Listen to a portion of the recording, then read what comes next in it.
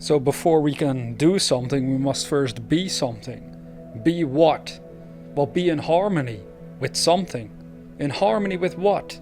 Well, we want to be in harmony with what we want, with what you want. You want to be in harmony with what you desire. Now, you see, the beauty of this all is that it's all inner work. So you, as the viewer, you can start right where you are with whatever you physically got. It doesn't matter. You start right where you are because it's all inner work. That is the beauty of the power that you hold because of your own consciousness. That is something that should have been told to you, that you should have been taught when growing up. Most of us never learn about this. Most of us never consider this, and therefore most of us are stuck because we're only trying to do stuff without being in harmony with it first and foremost.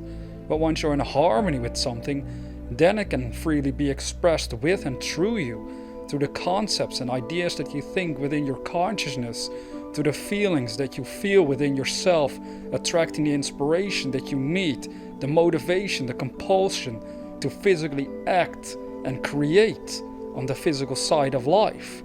So we work from the higher to a lower potential. The higher part of our personality is our mind, is our own consciousness. The lower part to our personality is simply our physical body itself. So we work from the higher to the lower. We work with our consciousness, with concepts within our mind.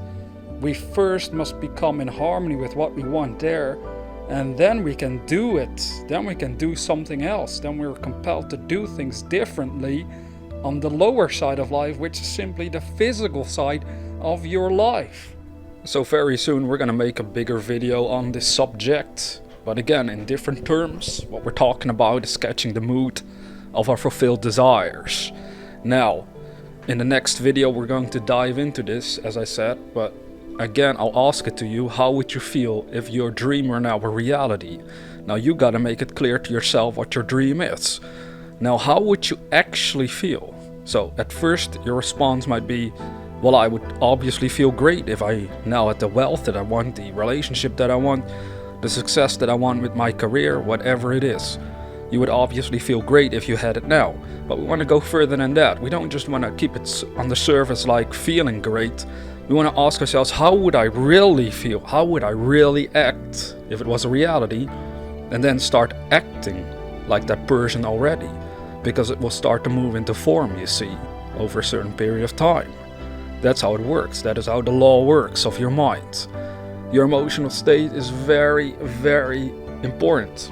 It determines what you're willing to do, what you're compelled to do in life. So can't you see, having a good emotional state of mind while working on your dream is the best thing you can do with your time. If that is missing, which it is for most people, even with me at times, well then we're gonna screw it up. We're gonna be in deep trouble there if we actually want to realize greater and greater things in our worlds. The way you feel determines how you will act in life. So measure it carefully. Every day you feel unmotivated. If I measure it, if I look back, even now, at times I might feel unmotivated. If I look back on it, it always has something to do with the way I'm focusing inside my mind. Perhaps I am looking too much at the physical circumstances all over again. This is the issue of humanity. This is our issue as a race as a whole. You know, the senses always try to mislead you. You look at stuff and it's always in contradiction to what you really want. Because once you've achieved what you really wanted, you'll automatically set new goals anyway. So we're never really satisfied. We're never really happy.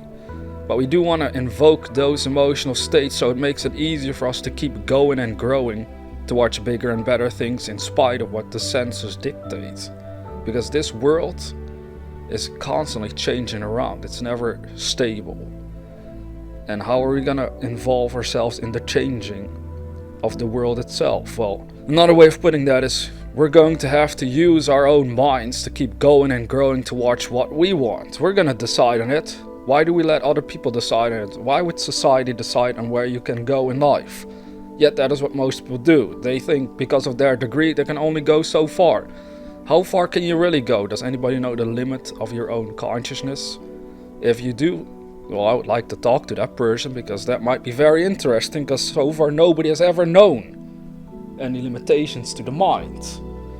Because are there any when you're dreaming, when you're asleep? Well, that is part of your consciousness still, shows a certain power that you hold. But becoming aware of that power and using it willingly and on purpose and consciously whenever you want, well, that can only happen as you keep training yourself to keep feeling great no matter what the circumstances are. You'll discover you can control your own mind, and that is when you start growing towards whatever you want. You will no longer be held back by doubts and worries or limiting beliefs that you were perhaps taught when growing up. So with that being said, dear viewer, never forget that we are the dreamers.